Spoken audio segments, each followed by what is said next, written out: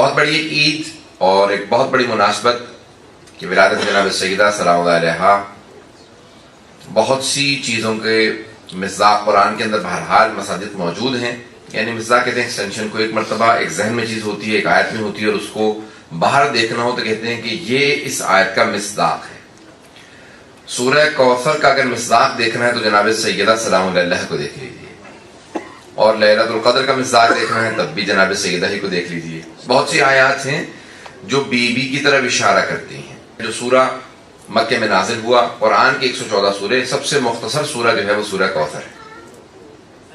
اور اس سورے میں ایسے بہت سے الفاظ اور ایسی بہت سی ترکیبیں آئی ہیں جو اس سورے کے علاوہ کسی اور سورے میں نہیں آئے. لفظ کوثر صرف اسی سورہ میں آیا ہے، اس کے علاوہ کسی اور سورے میں نہیں آیا. لفظ ابتر یہیں آیا اور کہیں استعمال نہیں ہوا. فصل لربک وانحر، اس ترکیب کی آیت پورے قرآن میں آپ کو کہیں اور نہیں ملے گی.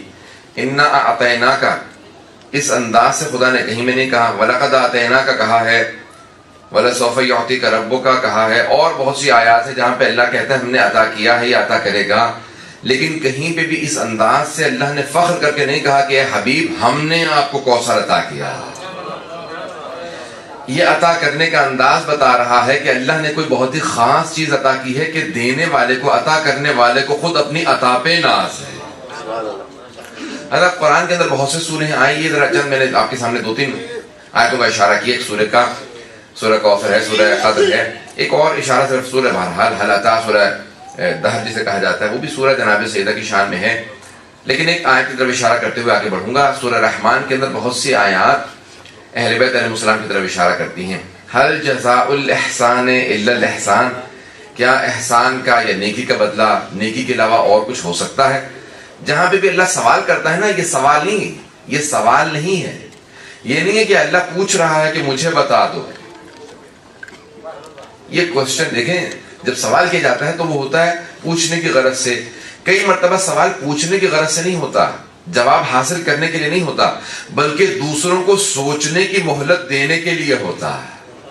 اسے کہتے ہیں لمحہ فکریہ. یعنی انسان کہتا ہے کہ please think and ponder on these lines, ان پہ ذرا سوچو، تھوڑا تصور کرو. جہاں پہ اللہ نے سوال کیا تو وہ جواب کی غرض سے نہیں ہے، بلکہ دوسروں کو سوچنے کی مہلت دینے کے لیے ہے. تم بھی سوچو اس آیت میں کس طرف اشارہ ہے. تو لمحہ فکریہ ہے. اللہ کہتے ہیں هل جزاء الاحسان الا الاحسان، کیا احسان کا بدلہ، نیکی کا بدلہ نیکی کے علاوہ اور کچھ ہو سکتا ہے؟ یہ سورہ رحمان ہے جہاں پہ سب سے زیادہ قرآن میں تکرار ہونے والی آیت آئی ہے کہ فَبِأَيِّ آلَاءِ رَبِّكُمَا تُكَذِّبَانِ، تم اپنے رب کی کون کون سی نعمتوں کو جھٹلاؤ گے. تو اللہ سبحانہ و تعالیٰ وہاں پہ سوال کرتا ہے. حضرت پیغمبر اسلام سے پوچھا گیا محسن اسلام کون ہے؟ یہ جو اللہ کہہ رہا ہے کہ احسان کیا، یہ کس نے احسان کیا ہے؟ کون ہے محسن جس نے اسلام پہ احسان کیا ہو؟ پیغمبر نے کہا میرے 2 محسن ہیں، ایک کا نام ابو طالب ہے، دوسری خدیجہ. تو کہا کہ یہ محسن اسلام ہے، اسلام کے ساتھ انہوں نے نیکی کی ہے. یہ محسن اسلام ہے، اسلام پہ احسان کرنے والے، مسلمانوں پہ احسان کرنے والے 2 افراد ہیں، 2 شخصیات ہیں، 2 ہستیاں ایسی ہیں جنہوں نے مسلمانوں پہ احسان کیا، اسلام کے ساتھ نیکی کی ہے. کہا وہ کون ہے؟ کہا ابو طالب ہیں، جناب خدیجہ ہیں. جناب ابو طالب سردار تھے، سید بطحا تھے، مکے کی وادی کے سردار تھے. اپنی سرداری قربان کر دی رسول خدا کی نبوت پہ.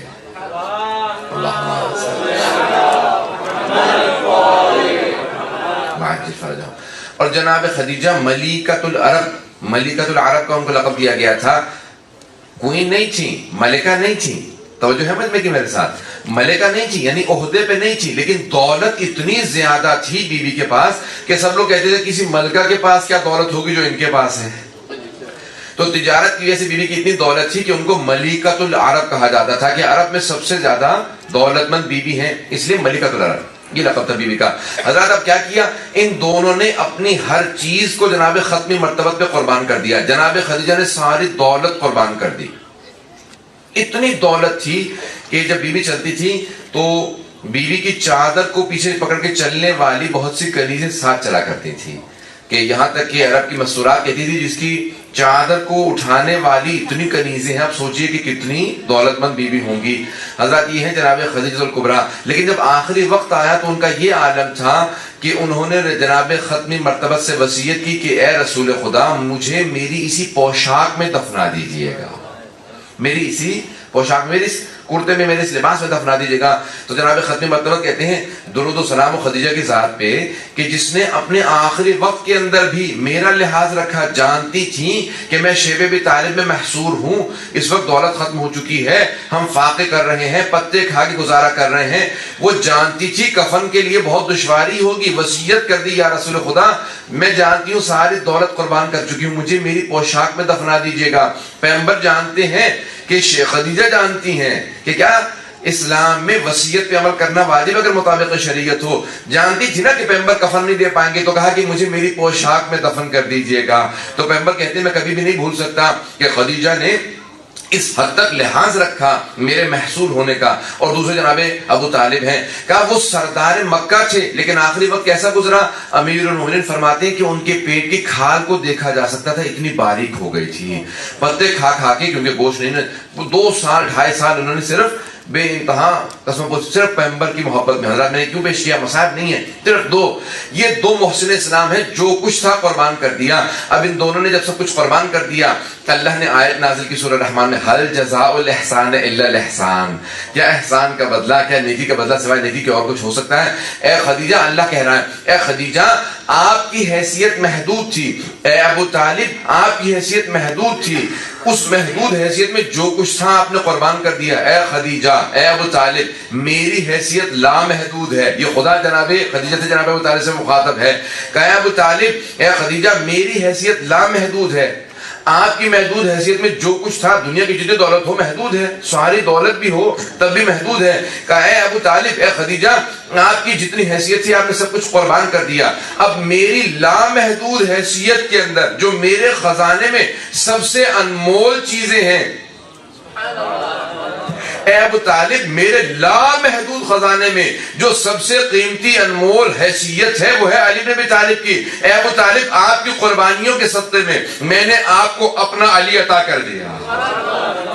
اے خدیجہ آپ کی حیثیت محدود تھی, آپ نے سب کچھ قربان کر دیا. میری لامحدود حیثیت میں جو سب سے قیمتی ہستی تھی اس کا نام فاطمہ تھا, میں نے فاطمہ آپ کو عطا کر دیا.